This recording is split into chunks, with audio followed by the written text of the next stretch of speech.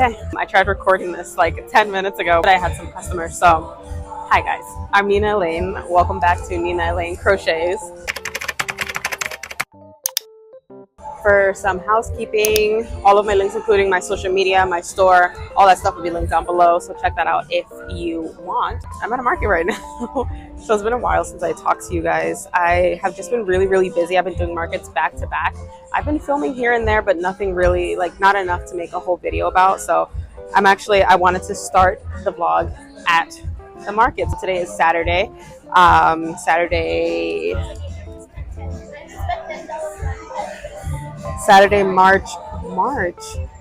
September 7th. And I'm here for 2 days. It's my favorite market. It's the Artists and Fleas Market. I've been here a couple times. I lost count. I'm currently crocheting a little ghosty. So because it's September, it's spooky season. So here we are. Yeah. I'm trying out some new patterns too. This one is my pattern. I'll have it somewhere on screen and also linked down below. All patterns that I'll be crocheting in this video will be linked down below. I hope you can hear me. I'm like right next to the speakers. The market started a couple hours ago. It is 2:26 right now. I just lost my first stitch.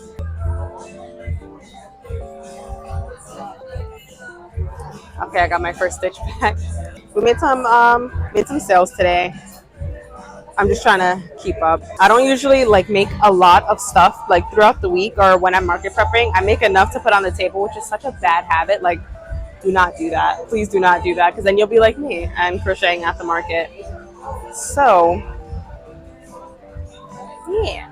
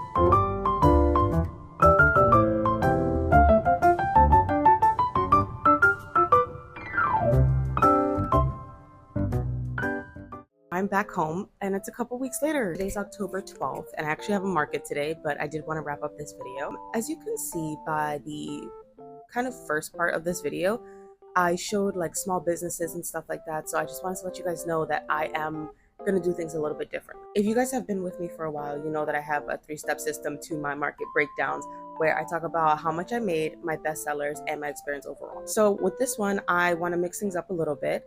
In this breakdown part, I'm only going to talk about how much I made, my best sellers, and my experience overall. I am actually going to talk about all 3. Where I got confused was I usually do a small business shout out. So my small business shout outs will now be in the actual vlog parts of my markets. Yeah, sorry, that was a little confusing.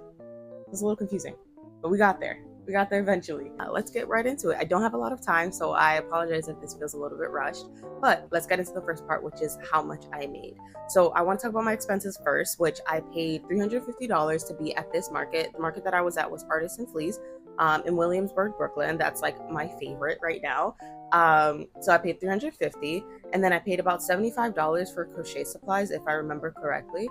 So that's that. And now how much I made at this market. So this market was a little slow. I'm not sure what actually happened, but I had a great experience with it. So it doesn't really matter to me. I always go there for the experience for the other people.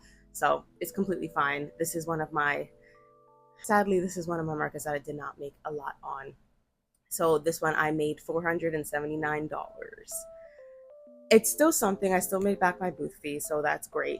It's just, it goes to show you that you literally never know. So don't go into these markets with like, I'm gonna make $1,000, I'm gonna make $800, because you really truly never know. I've been at this market for a couple of months now, so to hit a market so low, it's kind of crazy to me, but I still enjoyed myself. As you could see by the vlog, I had a lot more time to like talk and crochet and even to talk to my other vendor neighbors that were there too. That's it, unfortunately.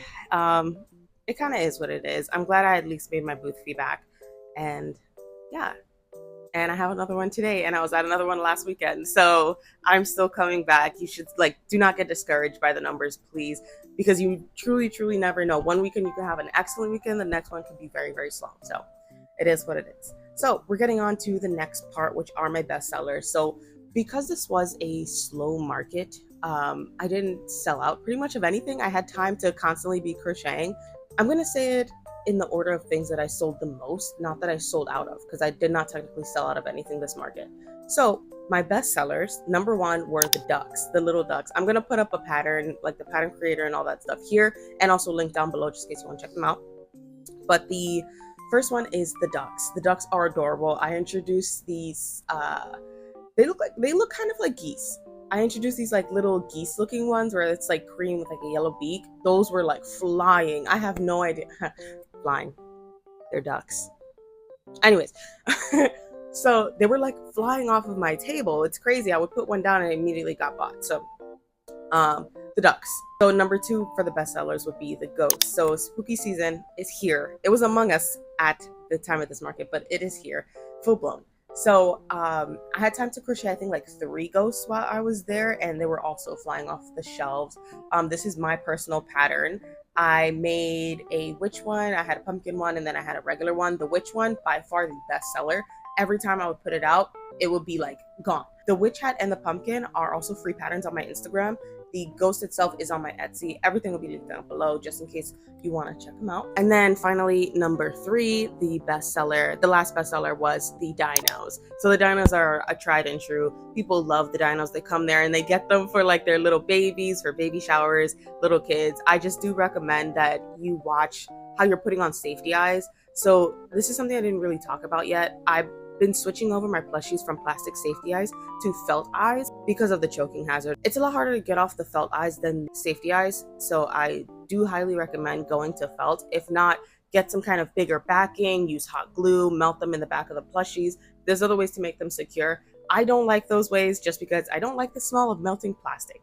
So I'm switching over to felt eyes. They look pretty much the same and they're a lot safer for babies. So I'm just gonna throw that note out there. I know we have a lot of crocheters on the channel, so yeah. Now we're gonna get into my experience overall with this market. As I said, it was a slow market, so I did have more time, which is, it is still a good thing because I got time to talk to people and I got time to walk around and stuff. I actually saw this other crochet artist and we started following each other, and oh my gosh, she is so cool. Like she felt like a big sister to me. But she makes like these hats. I showed it during the vlog. I'm gonna show the footage again because you have to see her stuff. She makes these insane sweaters. We were like talking about all this crochet stuff, and we're talking about our dogs too. Oh my god, like she is so stinking sweet. And like what's crazy is that she was kind of far from my booth, so had it been more busy, I would have never talked to her. So she is completely awesome. Please go check her out. Everybody will be linked down below. Everybody that I showed earlier and that I'm showing now, they will be linked down below. Let's spread the love here. She's awesome. I got to talk to her. I got to talk to some other vendors as well. So overall, it was really, really fun. And that's the bonus part about going to these slow markets. It's not a fail. You don't lose unless you don't make your booth fee back. In which case, it's still worth it. Honestly, I'm sorry. It's still worth it. Having those connections with people and small businesses, I feel like I'm repeating myself, but for those who haven't watched my other videos, go for the people. Honestly, the connections that you make not only with your customers but other vendors, it is amazing. Don't put yourself in a box where you have to make a certain amount, or you're looking to make a certain amount a month. The truth is, this is a business where you're making art, and a lot of us are one woman shows or one man shows, or we're running the show by ourselves basically. So when you're wearing so many hats, it's very hard and it can be very overwhelming to set your goals so incredibly high. That being said, let's not get these limiting beliefs in here and let them get the best of us. We can still do amazing things, but don't trap yourself in a box of I need to make this amount of money, because when you have a business where you are the only person doing it, it is incredibly difficult. So what I'm saying is try and see the cup half full, right? So I had a very slow market. I barely made my booth fee back. But instead of just sitting there like, oh man, this sucks, I didn't make all the money I wanted to, I got time to talk to people and actually make new connections and make more friends. And it's crazy. I would have never met these people had it, one, been busy, or two, I would have never even tried a market in the first place. I would have been discouraged the first time I had a failed market. I would have never met these people.